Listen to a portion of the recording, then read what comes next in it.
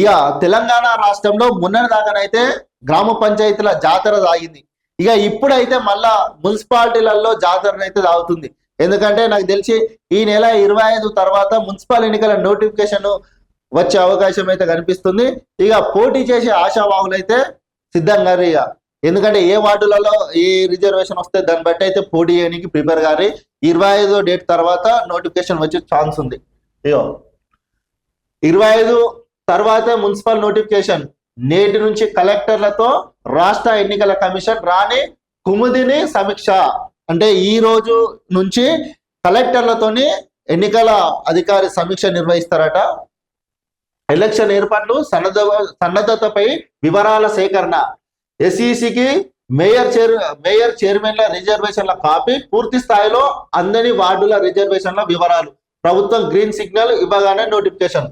పూర్తి స్థాయిలో వార్డుల రిజర్వేషన్ అంటే ఇంకా పూర్తి స్థాయిలో అందని వార్డుల రిజర్వేషన్ కూడా అవన్నీ మొత్తం తీసుకొని సేకరించిన తర్వాత వార్డులు అంటే ఏ వార్డు ఇట్లా ఇవ్వాలి ఉంటాయి కదా అవన్నీ. దాని తర్వాత ఇక ప్రభుత్వం గ్రీన్ సిగ్నల్, ఎప్పుడైతే ప్రభుత్వం గ్రీన్ సిగ్నల్ ఇస్తుందో ఆ వెంటనే నోటిఫికేషన్ రిలీజ్ చేయడానికి అయితే ఎన్నికల కమిషన్ సిద్ధంగా ఉన్నదట. మొత్తం మీద మున్సిపల్ ఎన్నికల నోటిఫికేషన్ 25వ తేదీ తర్వాత రానుందని తెలుస్తుంది. ఎన్నికల ఏర్పాట్లు, జిల్లా యంత్రాంగం సన్నద్ధత తదితర సమాచారంపై రాష్ట్ర ఎన్నికల సంఘం కమిషనర్ రాణి కుముదిని మంగళవారం నుంచి జిల్లా కలెక్టర్లతో సమీక్షించనున్నారు. ఎన్నికల సన్నద్ధత గురించి ఆరా తీస్తున్నారు. ఉమ్మడి జిల్లాల వారీగా కలెక్టర్లతో ఆమె సమీక్షించనున్నారు. నేటి నుంచి ఈ నెల 23 వరకు రివ్యూలు కొనసాగించనున్నారు. నేటి నుంచి 23 వరకు జిల్లాల రివ్యూలు కూడా కొనసాగుతాయట. మొత్తం మీద ఏదేమైనప్పటికీ మున్సిపల్ ఎన్నికల నోటిఫికేషన్ ప్రభుత్వం గ్రీన్ సిగ్నల్ ఇవ్వగానే ప్రభుత్వం ఇటు ఎన్నికల కమిషన్ నోటిఫికేషన్ ఇవ్వడానికి రెడీగా ఉందట. అంతలోపు కలెక్టర్లతోనే ఎన్నికల సంఘం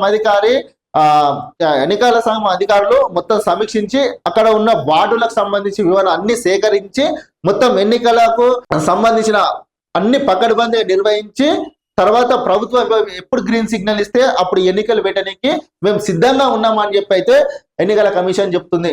ఏదేమైనప్పటికీ 25 తర్వాత నోటిఫికేషన్ కంపల్సరీ వచ్చే ఛాన్స్ ఉంది.